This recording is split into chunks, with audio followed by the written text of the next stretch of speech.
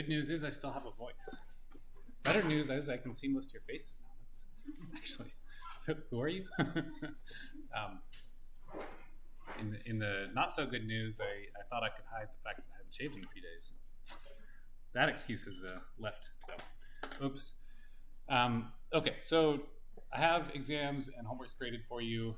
I wanted to do that because I knew starting today my schedule's going crazy. Still seem to have a voice for now, so happy about that. So I'm going to pass these back. Overall, well, you can see the distribution there, and these are, how many students scored between the one category and the next, essentially. So there's and for the 101, just that's a category. So from 90 to 101. I don't think I gave any extra credit on this one, so nobody would be above 101 there or even at 101. But it's just the way the bins work out. So that's so you can understand how you and your classmates scored. The average was about a 76, so a little better than last time, maybe 77. So I've got these to hand back to you with homework assignments if you turn those in person. So I'm going to go ahead and do that, and then we'll get into it. If you are, well, we're not going to go through the exam today. I plan to do that on the Tuesday before Thanksgiving. That way, that'll be posted live, or it'll be live and it will be posted in case you wanted to review it for the final. But if you have travel plans, it's not interrupting kind of the normal course lecture plan as badly. Okay, so I'm going to hand these out, and if you're not here today, you can pick it up from me at another time in class. I'll make sure I have them with me. This time I have them in reverse order, alphabetical. So Madeline Woodham, Aaron Walsh,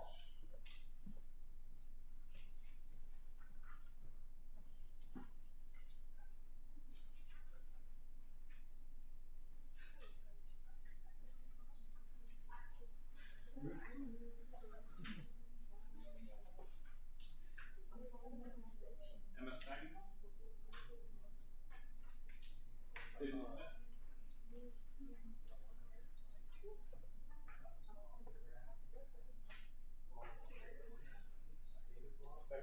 Smith,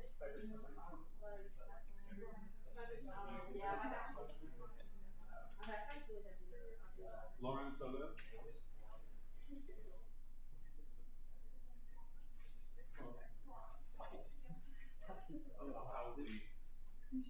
that'll probably take me a few times.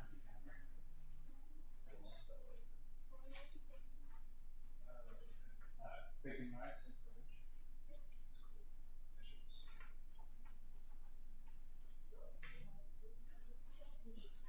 Rashad Clifford, Landon Leeds,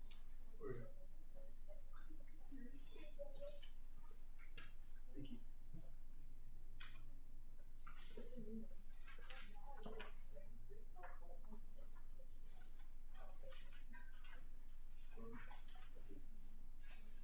Lauren Petri,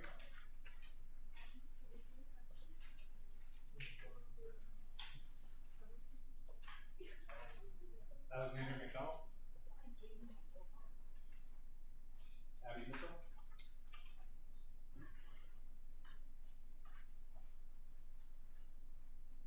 Derek LeBlanc,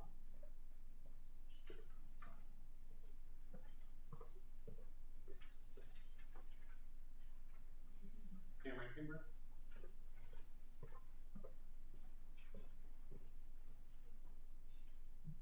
Francesca Hunt, Brandon Wiegert,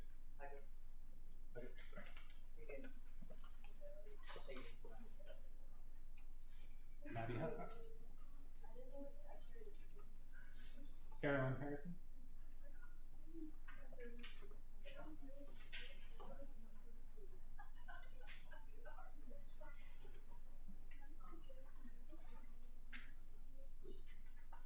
David Campos, Anne Jones, Emma Champagne,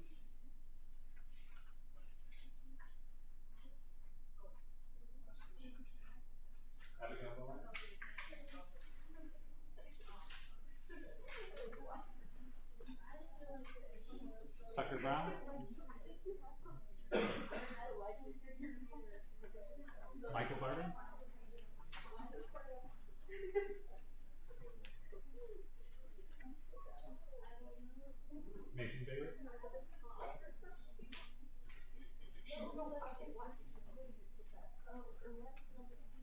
Kelsey Babbitt?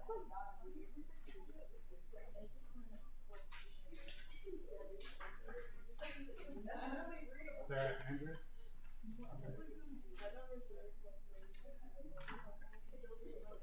All right, anybody still need theirs?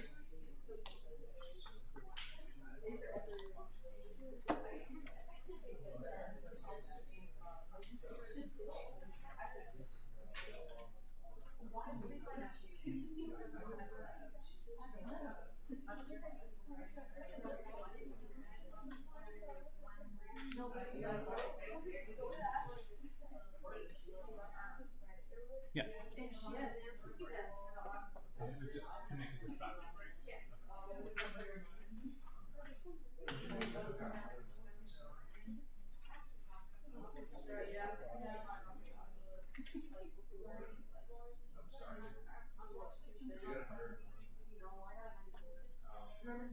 All right. Okay, so we'll talk more thoroughly about those a week from today. Actually, I think I got one more.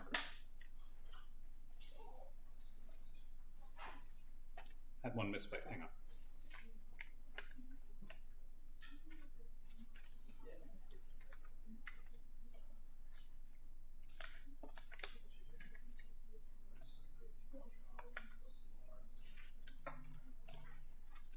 So, Madeline, England? Yeah.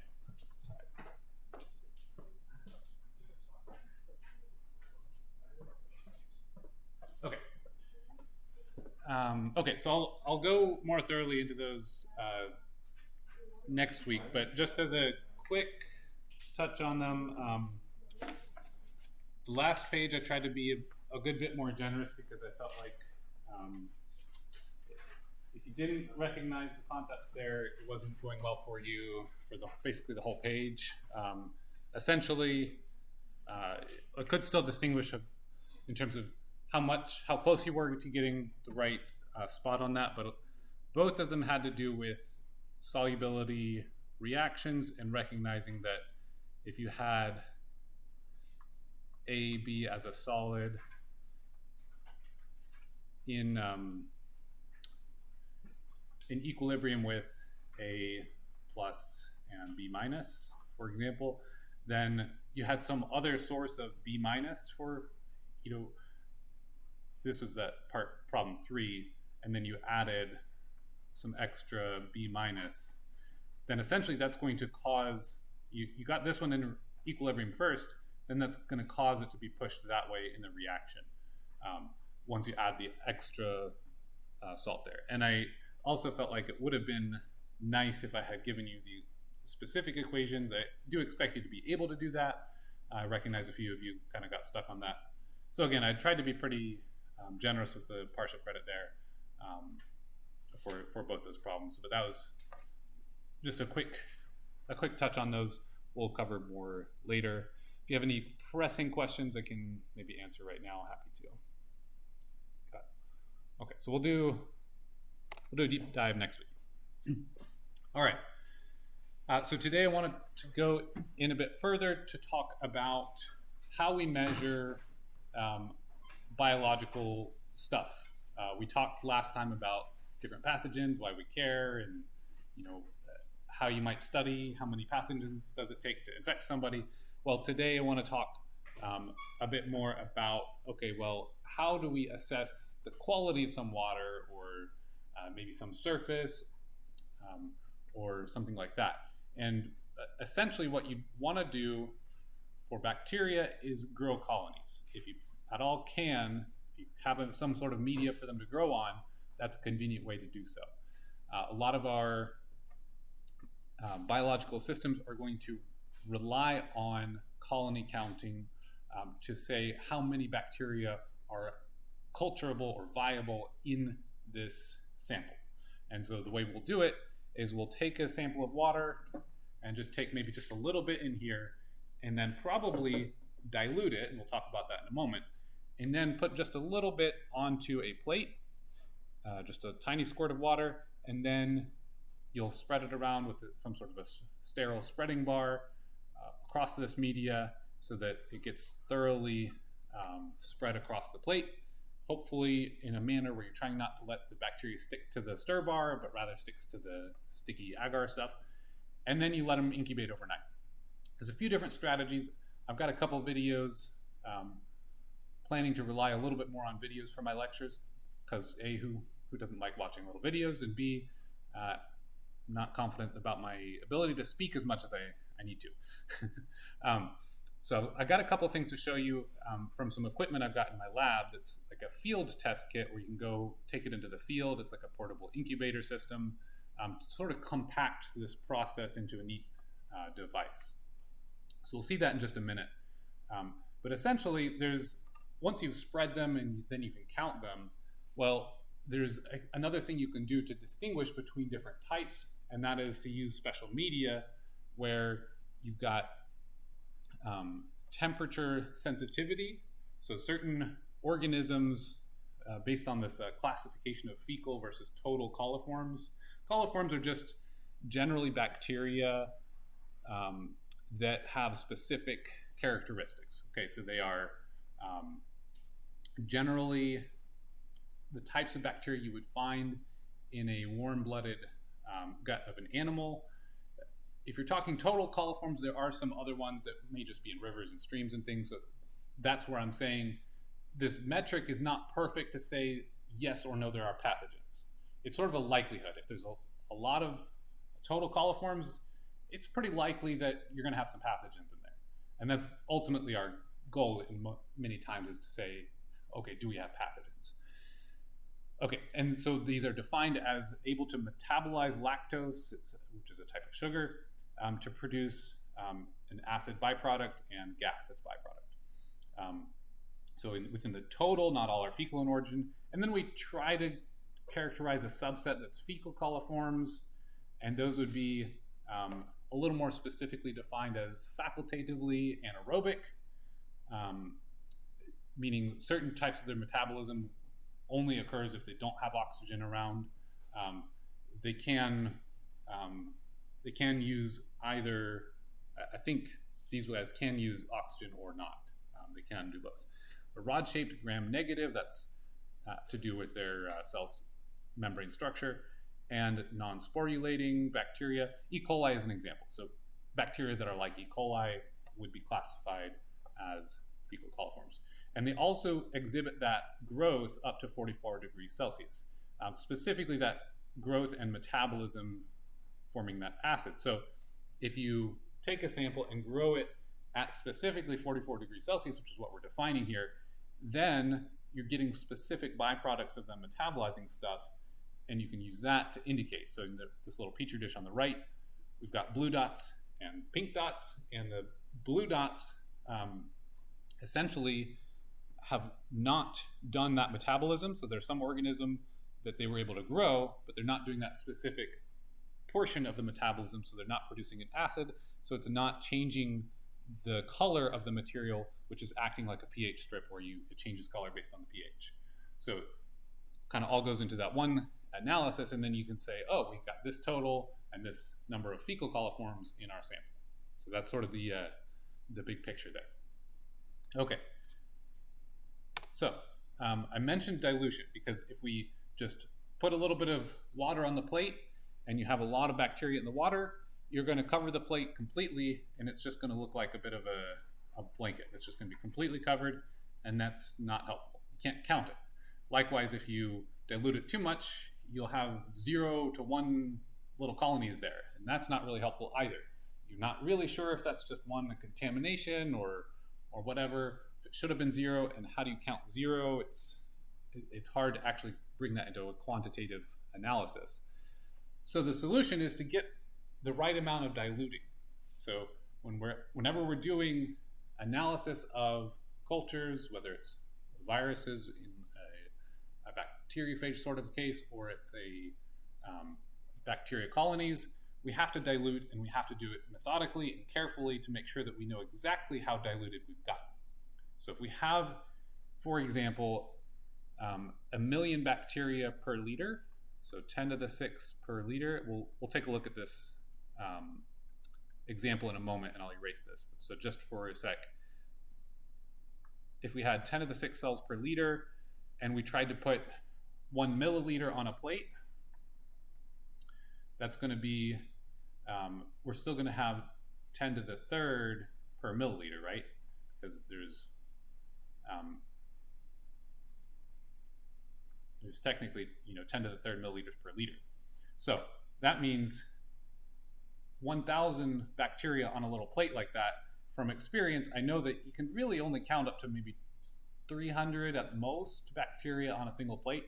So even if you just take 1 milliliter of that contaminated water and put it on your plate, it's just covered. There's no way to count it. They're overlapping. You would spend an hour just staring there, doing that. You might as well toss out the plate and just have a backup with a second dilution that has been diluted another time. So what I would say by another time is often what we do is what we call a serial dilution. So a serial dilution, this is nothing fancy, it's just basic math. You'll know it and understand it once you see it, but describing it that way might not be intuitive until you've done it. So if we have a test tube here that has, I think they're saying this is 10 milliliters total in a test tube. And then you take 1 milliliter and let's say you take 10 milliliters of sample and you put it in there. And 10 milliliters is probably like a teaspoon, okay? So just as somewhere between a teaspoon and a tablespoon as a reference. So you have that, you take 1 milliliter, so you take a tenth of that, and then you put it into a solution that has 9 milliliters of pure water in it already. So you're taking then this 1 milliliter into the 9 milliliters. That means you've diluted it by a factor of 10. It's 10% as concentrated as it used to be.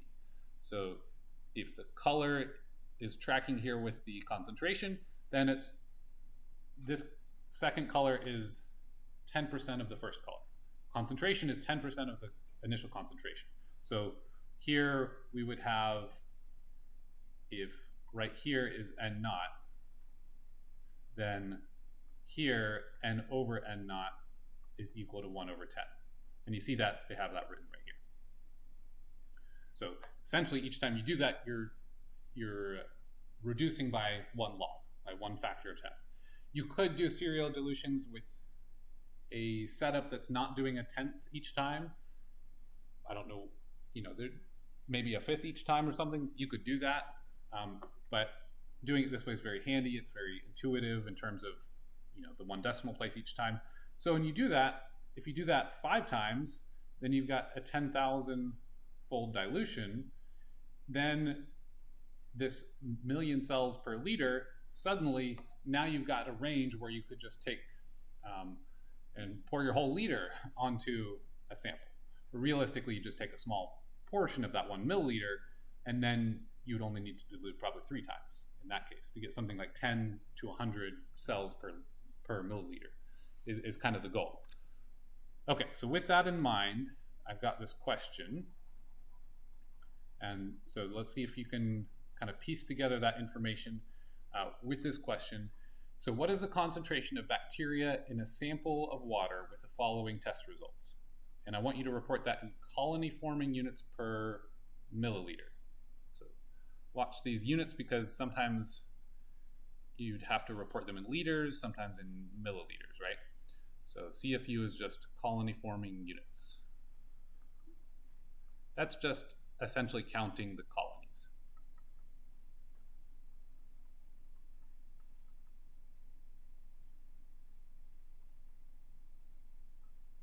I'm just going to say CFU. Okay, so we want CFU per milliliter, and the problem says an aliquot, which is a fancy word for a little bit of water, was taken from the sample, and then you serially diluted it 10-fold each step, 6 times. Then you take half of a milliliter of that resulting dilution, did this thing 6 times, then you took half a milliliter, spread it across a plate. And by the way, this is very similar to what we do all the time in my lab. So this is very common practice. Maybe we use 0.1 milliliters. You could use 0.5. Then you incubate overnight, and you count 137 colonies on that plate. Okay? So with that information, find the concentration.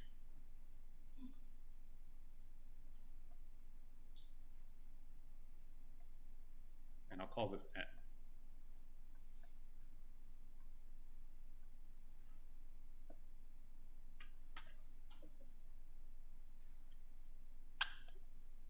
Wait, do you want the CFUs per milliliter after the dilution or before? Of the original sample. Oh, okay, that's what I thought.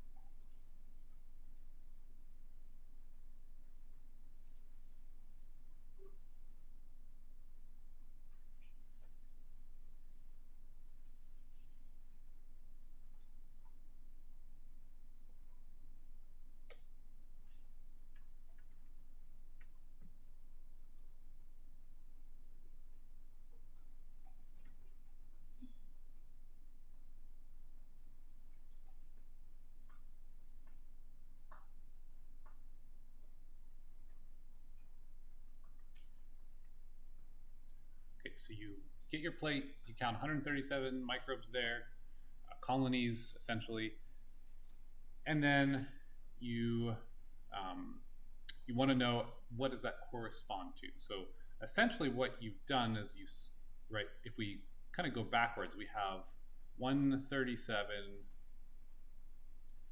CFU per 0.5 milliliters.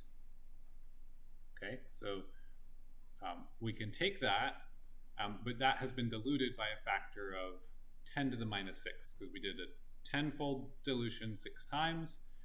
So essentially we take that and we have to kind of go backwards on that 10 to the 6.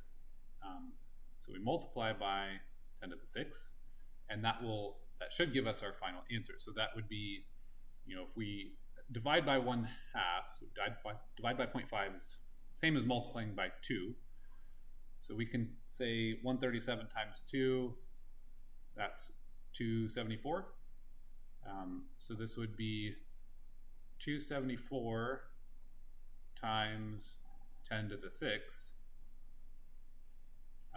CFU per milliliter.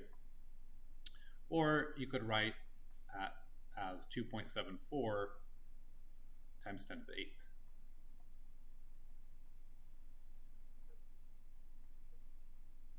And that would be our answer. If we were to ask how many per liter, then you just multiply that by 10 to the 3rd, because you have 1,000 milliliters per liter. And then you've got, 237 or 274 times 10 to the 11th colony forming units per liter. Now that's actually quite a lot of bacteria. You will see pretty high numbers in water samples, especially wastewater, but that's probably at levels that are more like artificially elevated to do some sort of disinfection experiment.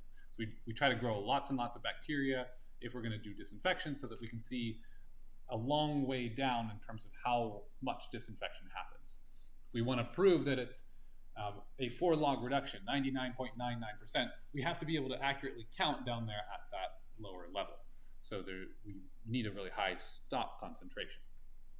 So that's hopefully pretty straightforward. As you can see that it's not really anything new or crazy, it's just that serial of dilution concept is important when we're dealing with these types of systems. Okay, so I want to share a couple of these videos here. Again, this is the Del Agua portable incubator kit. I've got a couple in my lab in case you ever wanted to take a look, and I think you'll probably use, I don't know if these, but probably something like that when you take the environmental measures lab. Okay, so there's a couple. The first one is sort of processing the samples, getting it ready to do the plating and counting. And in this case, they're not spreading it across a plate because, again, this is taking it outside the laboratory. And part of what I want to show you here is just a taste or a flavor of what it's like to work with microbiological stuff, because you have to take a lot of care in keeping your system sterile. You don't want to be growing anything that was on your skin or on you or the environment in your sample. You just want the water or just want whatever it is you're sampling. Maybe you're taking an environmental swab, and to count that. And so they've got a filtration system where they'll filter the water and then place that on a plate and grow it in that manner. So it's a tiny bit different, but it's effectively, you get the same concept of, okay, how much water are you filtering and then measuring? You probably have to dilute beforehand, or you're doing, and instead of just spreading it, you're doing the little filtration thing. Okay, so these, I'm gonna let you watch and ask any questions you might have. Might skip around because this is, probably don't need all 11 minutes here. Well, we're back in from the field now. We've collected our sample. The next thing we need to do is prepare the Petri dish. We've got a pad dispenser, nice and clean. Take that and pack it inside. You see the arm is retracted. That's what it would look like if it's the wrong way around. What's the purpose of the pad dispenser? Pad dispenser allows us to put the pad, which holds media, which is the food for the bacteria that we're trying to grow, without actually touching the pad, because we don't want to contaminate it. I'll take the lid off there and insert it that way round onto the top, and then we're ready to go. And it dispenses pads very simply. So this is one of our Petri dishes. We sterilised that earlier, you remember? I'm just going to dispense a pad into the middle, ready for us to put some media on. Jeff, what happens if we haven't got a pad dispenser? Well, we want to make sure the pads remain sterile, so we can use a pair of forceps. If we flame the tips, just to make sure that we kill anything that might be transferred, and then without touching the ends, we can very simply take a single pad and drop that into the Petri dish in exactly the same way. And then it's the same process with the media. Process is identical to the media from there. And again, remember nice shot media that we made earlier. What we're going to do is we're going to take sterile pipette, holding it with the end down, not the end, because we don't want to contaminate that as well. How much media does it take per Petri dish? Between 2 and 2.5 millilitres. Each pad is very slightly different in terms of the amount that it's going to suck up. So you really need to kind of do it by eye. But very simply, in a circular motion, so as those complete saturation, and it's starting to soak around the edges. What happens if there are bubbles? Bubbles are no good. Bubbles are going to cause a barrier between the membrane and the food, and then you're not going to get the bugs growing, and that's going to cause a problem with the result later on. If you do end up with bubbles, there's two ways in which you can get rid of it. The first is to stab them with the end of your pipette. That'll get rid of very large bubbles, but you'll notice it can get rid of very many. So, first thing you need to do is squeeze the end of your pipette and suck the bubbles out, much like a vacuum cleaner. If you find you run out of squeeze again, and suck them out.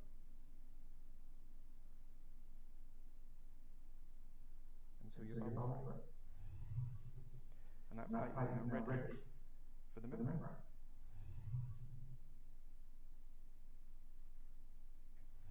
Now we're ready to start processing the microbiological samples.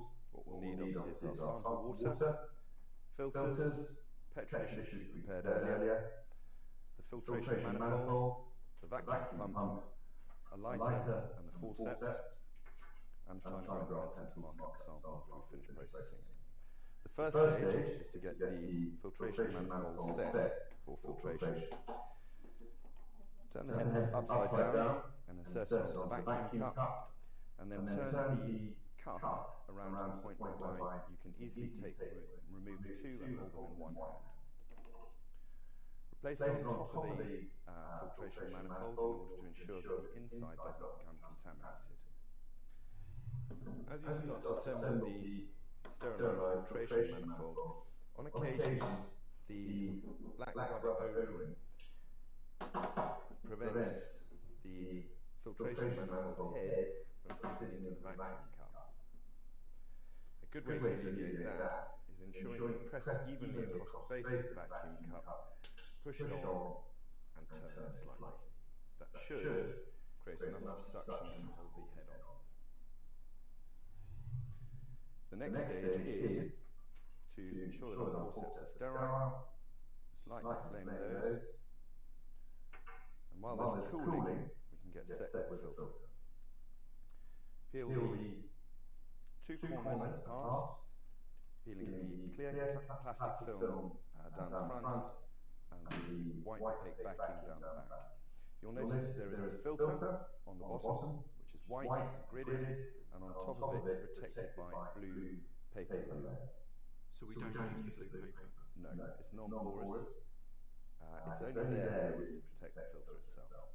You'll notice on the top of the filter, as you peel back the blue paper, there is a gridded sequence. That's in order to be able to assist you when you're counting in the analysis of the samples. Very carefully and gently, grip the filter by the edge, ensuring you don't try and crease or bend as gently as you possibly can. Place the filter gridded side up into the middle of the filtration manifold brass disc. Okay. Now rotate the locking cuff to ensure that the filter is held, the funnel is held in the vacuum position. Should have brought my kit. Taking the sample water, filling it to the 100 ml line, which is the top of two white score marks on the actual funnel.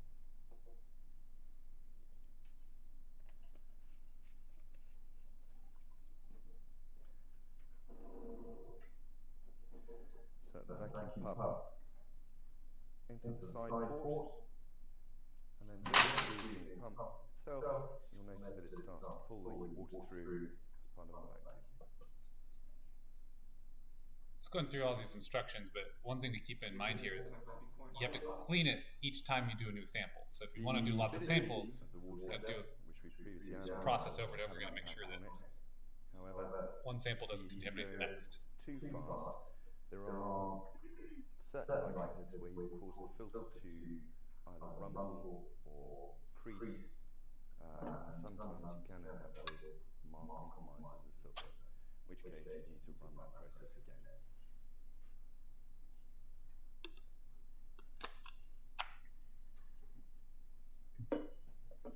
Okay, as the water starts to pull through and get near to the end of filtration,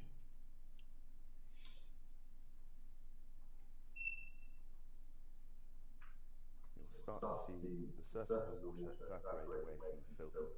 It's important not to suck too much air through the filter after it's finished the suction.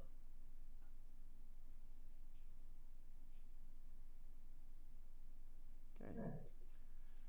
Move the vacuum pump, and again, showing you our tweezers are sterile because we don't want to be introducing contamination from the tweezers. Release the locking cuff to the point whereby, again, it's easy to lift both off in one hand. Gently remove the filter from the top of the brass disc. Again, being very careful to hold it only by the edge. Place the filter funnel and cuff back on, and then rolling from one side to the other in order to try and prevent air bubbles. Place the filter on top of the saturated pad, ensuring that they overlap as exactly as is possible, so you don't end up with overlapping edges. Place the lid on the Petri dish, mark the sample with the China Brown pencil, and return it to the stack.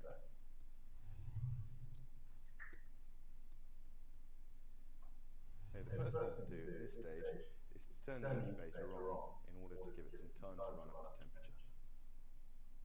Ensuring that at least half an hour has passed since you finished processing the last sample. Take the Petri dishes, slide them to keep them flat so that the media doesn't wash the filters of the pads too much, to a point whereby you can stack them neatly on top of the others. Why the half an hour? In order to allow the bacteria, which have just gone through the process of being filtered, time to recover. If they went straight into the incubator, there's a possibility that the shock might do them no good and you end up with a false report. There's sensitive to temperature shock, and Stacking Petri dishes as upright as you can, being filtered is a little bit violent. and gently slide them into the strap. Don't force the Petri dishes through the strap, you'll end up catching edges around the side of the Petri dish and tearing them, which makes them very difficult to get into the incubator chamber itself. I noticed you've got empty ones in there as well. Why is that? Because the incubator unit works on conduction of heat rather than convection of heat. If there weren't the empty Petri dishes in, you wouldn't get even distribution of heat through the incubation chamber.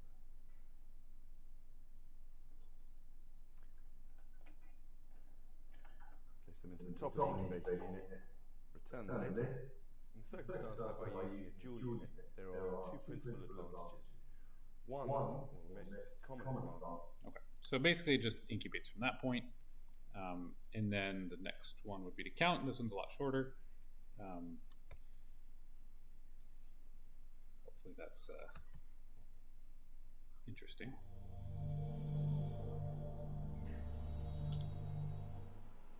So your samples would have been incubating for anything between 16 to 18 hours. The next thing to do is to turn off the incubator and then take the samples out and begin counting them. This needs to be done within 15 minutes, otherwise your samples may actually cool and this may cause the colonies to change colour and will affect your results. So once the plates are all laid out on the table, the first thing to do before you actually start counting is to check the two controls have worked. The first control is the media plate control. So this will be a sterile filter pad, followed by 2 mils of hopefully sterile media, and then topped off with your sterile membrane. Following incubation, if this plate has no colonies on, this means that your media was in fact sterilised correctly, and you can trust the rest of your results. The second control would be the filtration apparatus control. So following sterilisation of the membrane filtration apparatus, you would then put a sterile filter pad at the bottom of this dish, followed by clean water run through your hopefully sterilised apparatus, then topped off with a sterile membrane. Following incubation, if this plate has no colonies on, This means that you correctly sterilise your filtration apparatus and you can trust the rest of your results. Once the controls have been looked at and checked and you can verify that they've worked, the next thing to do is to start counting the colonies. From a previous run, we found that this particular sample was heavily contaminated and we were unable to count the colonies. If you find that this is the case with your samples, you can always dilute them with clean water in order to isolate individual colonies, which are much easier to count. It's also best practice to run all your samples in duplicate. This way, when the results come out, you can compare them, and if they're very similar in counts, you can then eliminate the possibility of human error. When it's time to start counting your colonies, you need to find plates that have between 3 and 300 on each plate. You also need to find the ones that are between 1 and 3 millimeters in diameter. This is made slightly easier by the fact that the membranes supplied with the kit have gridded squares on, and each square is 3 millimeters in width. You can also use these lines to go along and count your colonies, making it a bit easier if there are more on a plate. Alternatively, you can actually split the plate into 4 quadrants and then count each quadrant individually. Sometimes colonies can actually merge together, making it difficult to count. If this is the case, you could use the hand lens supplied with the kit and use this to zoom in and decipher how many have actually merged together. The other thing to look for when counting colonies are the yellow colonies only. These are the further tolerant coliforms that we're looking for, which are able to produce a particular type of acid which lowers the pH of the media, rendering the colony yellow. The pink colonies are the types of bacteria that we're not really interested in, and these aren't able to produce that acid, and they remain the same colour as the media, pink in colour. Once you've decided which colonies to count, all results can be recorded in the data report sheet found at the back of the tobacco manual. Okay, so that's a quick description in what she just referenced there. Fecal coliforms is what we used to call them, and I think thermotolerant coliforms is actually the more descriptive or accurate term. The intent is to get a metric that is a little bit better at predicting if it's fecal in origin, because that's really our concern if we're testing environmental samples and we want to know, is this contaminated, or is it just, or is it safe, or how contaminated? And so that's, what was expressed there. Okay, so with that, I want to talk a bit about bacterial growth. Next time, I suspect I'll have to look at my lecture plan, but we're going to get into bacterial growth and growth equations in terms of mass balances, revisiting mass balances and starting doing problems with mass balances in the biological context from here. And so I wanted to kind of give you some context there about how we count them to even know what are these metrics, right? And we have another sort of a crude metric we use in wastewater treatment. I'll mention that in a few minutes as well. But essentially, when we think about bacterial growth, it's a little more complicated than just a simple, we're growing at X rate. Now, we'll do problems with that level of simplicity for sure, but in reality, we do have a bit of a lag phase. The guy mentioned you want to give them a little time to recover after filtration so they're not shocked by the heat. Bacteria are sensitive, and one thing that they're sensitive to is whether or not they have food around. So if you have them sitting maybe in a sample in the refrigerator and they don't really have a whole lot of food, they're probably just going to go kind of dormant. Then you introduce them to a beaker of water with lots of nice food and warm temperature or whatever. They typically have some lag phase, maybe half hour to an hour and a half, something like that, where they're not really growing exponentially yet. We call this a lag phase. They're acclimating. They're starting to recognize, oh, hey, there's food around. Let's start, let's start eating it. Let's start multiplying. So then we start accelerating, and we're really into that growth phase for some amount of time. And eventually, and if we're to give this time in hours, let's say, then something like 2 hours, we're kind of at the end of lag phase for a lot of bacteria. Will depend on the type of bacteria and all that. And then by the time we're hitting the decline phase, that's usually something around 24 hours, maybe 18 to 24 hours. So a lot of times what we do is we incubate overnight and make sure that they have plenty of time in that growth phase, and they essentially grow as much as they can. If we think about it in terms of growing inside of a vessel like this, we don't have the constraints of whether or not there's enough food around the little colony, because that is one problem. If we do it in a batch container that's well mixed like that, then another thing that's going to happen is they'll reach some level, and then we'll hit what's called a stationary phase, where essentially the growth is going to be equal to the decay. So while many bacteria are growing, there's also many bacteria that are dying. They're just at the end of their life cycle. For whatever reason, there's decay. And at some point, maybe the food runs out, maybe, very likely that would be the reason when the death phase would be, or the decay would be greater than the growth. And it would be significantly that way. Whereas growth over here in this area is obviously greater than decay. We probably do have some decay happening pretty early on. So for a microbial system, if we're to understand it properly, if we had it just like a batch, we would expect the population of living organisms to look like this, right? We have some exponential growth for some time. And by the way, this is a log plot. So our exponential growth, might not look super impressive there, but what we're talking about would be something like, if this was 10 to the third, then this is like 10 to the sixth. It would be very large numbers we're growing here. I'm not saying that exactly, of course, but just note that is a log plot. And so when we see a straight line on a log plot, that's a straight diagonal line. That is indicating exponential growth, right? The slope of that is going to be our rate constant for our growth, essentially. So we have that growth, and then we have a spot where we're kind of equaling out stationary and then decay. So we can take a look at each of those rates, incorporating them together, and that's what we do in a lot of our wastewater analysis, is look at those in comparison. I'm going to take it a little bit slower and make sure we deal with one equation at a time, although I do want to introduce a little bit about how we know the rate at which they're growing. This is coming from an equation called the Monot Equation. There's several that can describe it. This is one that's kind of the basic wastewater treatment one, where we're using microbes to eat some sort of food source.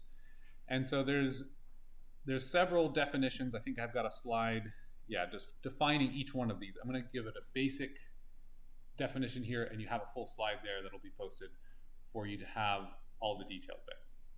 So S is essentially the food for the microbes. Mu is the rate constant.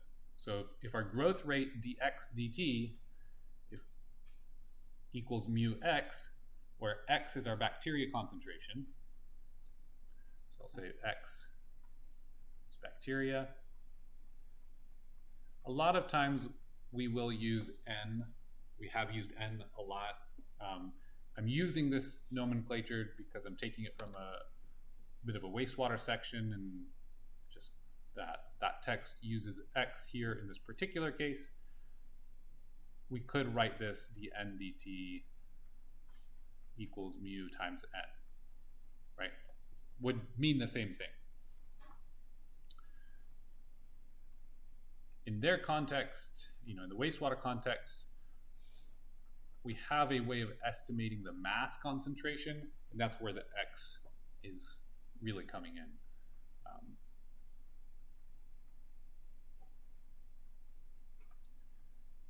You don't really have to worry about that.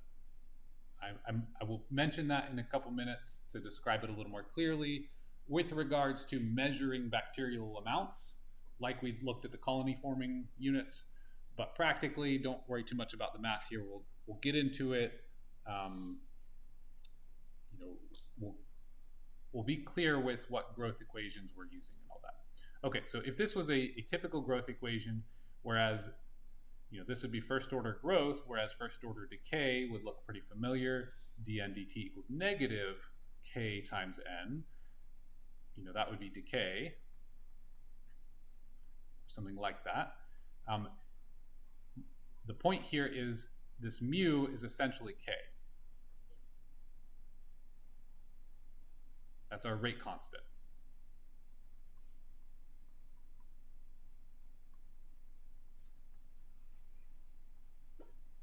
So you've seen it as k all the time. In this context, we use mu, and then we have an equation that describes that rate constant based on some other parameters in the water. So how much food is there for the bacteria? How quickly can the bacteria use the food, type of thing. So we have the S as the food, and then mu m here.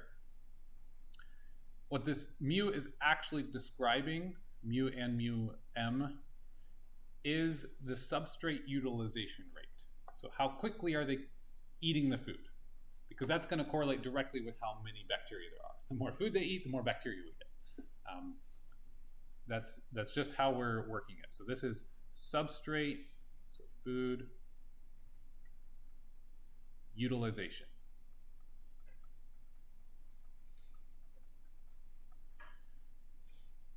Then mu max, mu m is maximum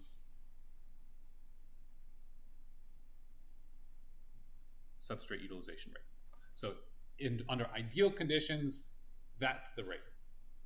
Maybe we don't have ideal conditions for this specific reaction, but we can incorporate the max that the bacteria could ever have into our equation there. This Ks is,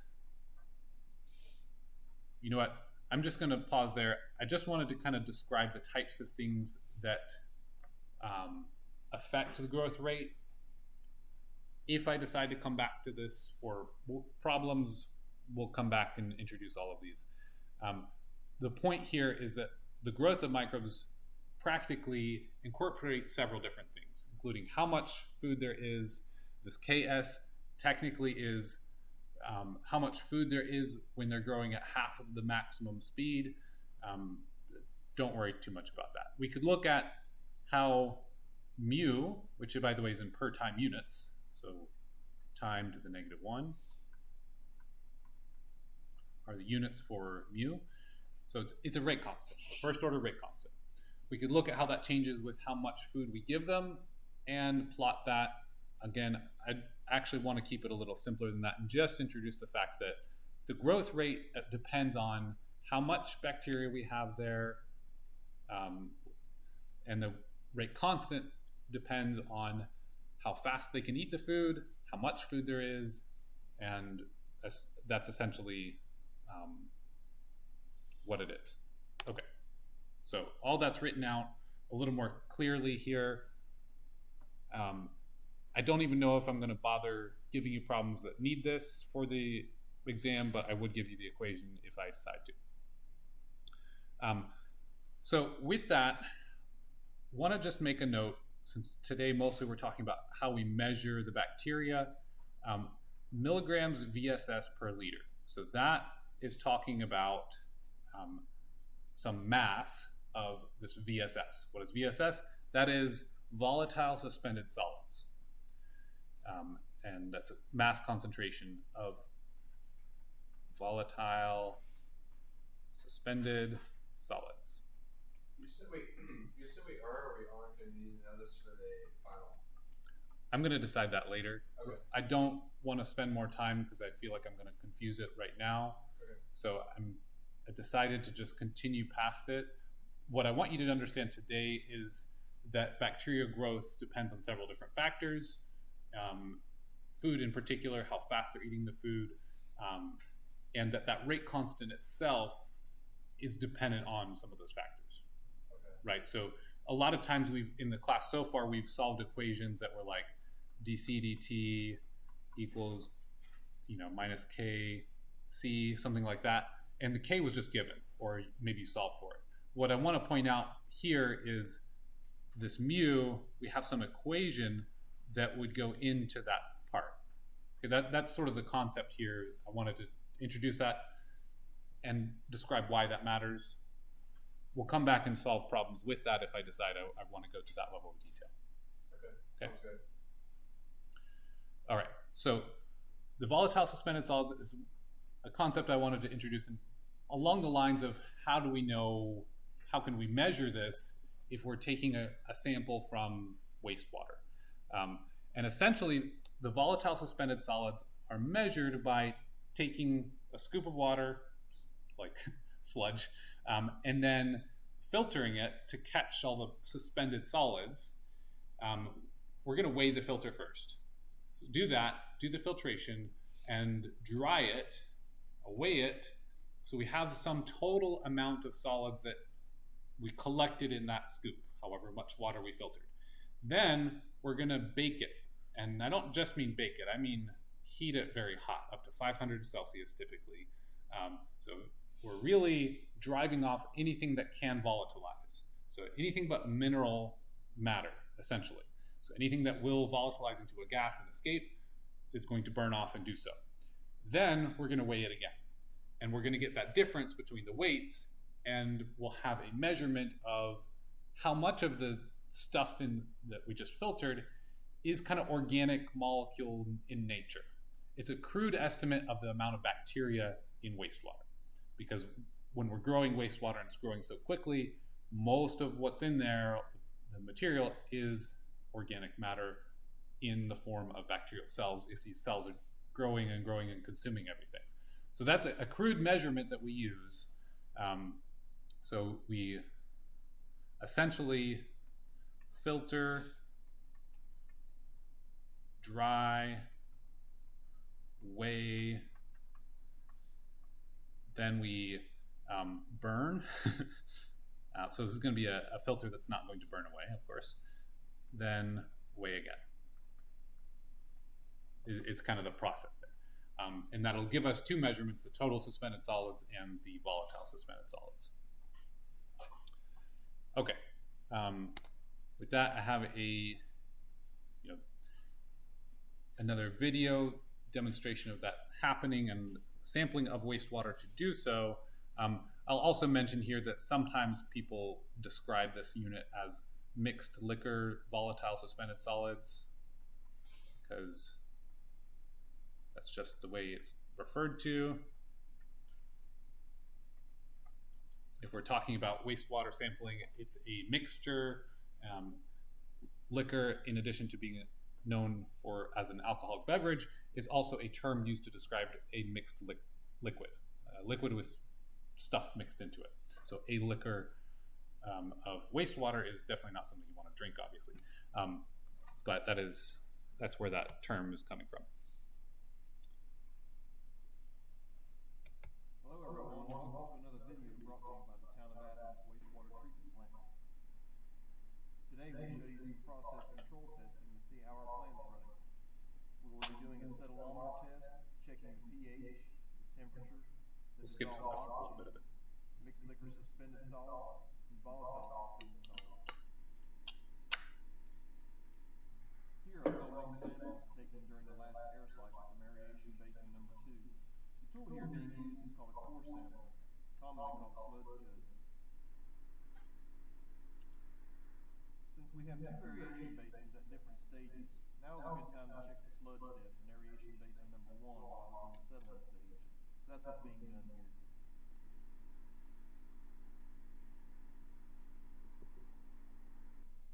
Here the sample is poured into a 2-liter cetylometer.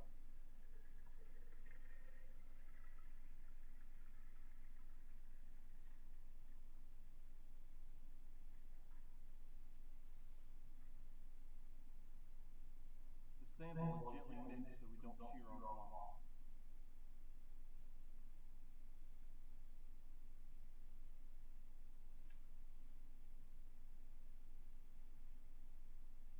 We record the sludge settling characteristics at 5-minute intervals for 30 minutes.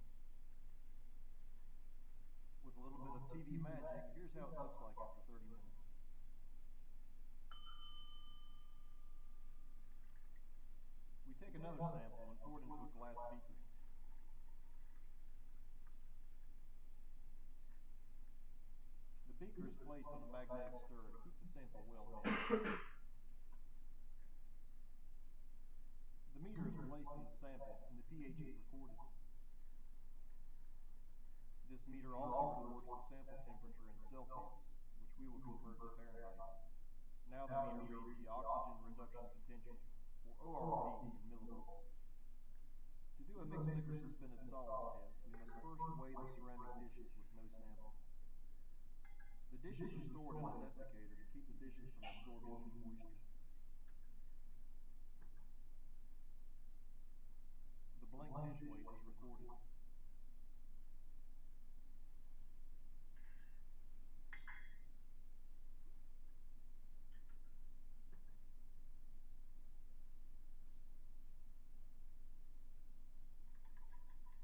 The samples are mixed and poured into a measuring cup to a volume of 50 milliliters.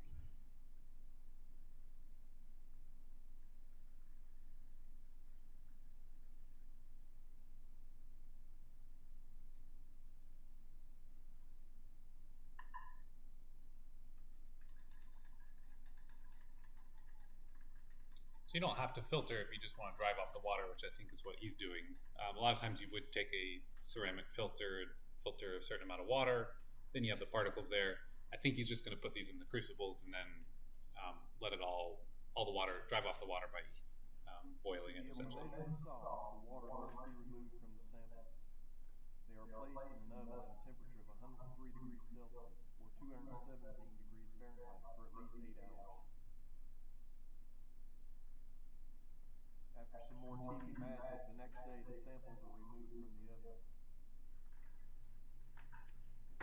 They are placed in the desiccator to cool without absorbing any moisture for at least 30 minutes.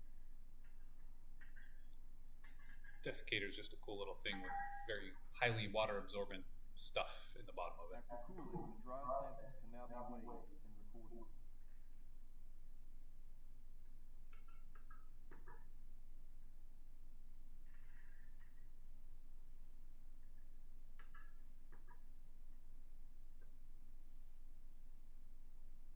Now the math must be done to find our mixed liquor suspended solids number in milligrams per liter.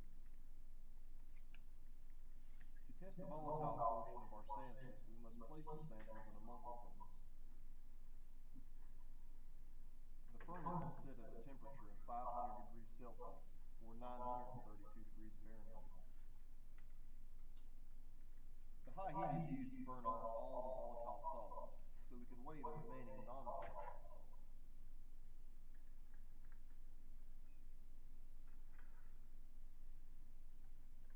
The furnace is turned off.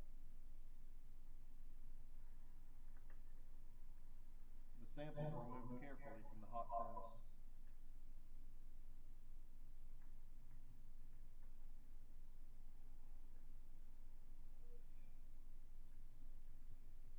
Once again, the samples must be cooled in the desiccator so they don't absorb any moisture.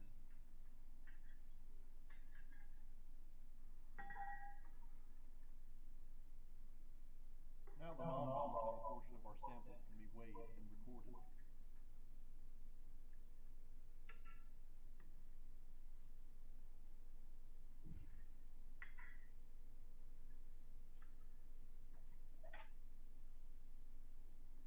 The math is completed to find out how much of our mixed liquor suspended solids is volatile.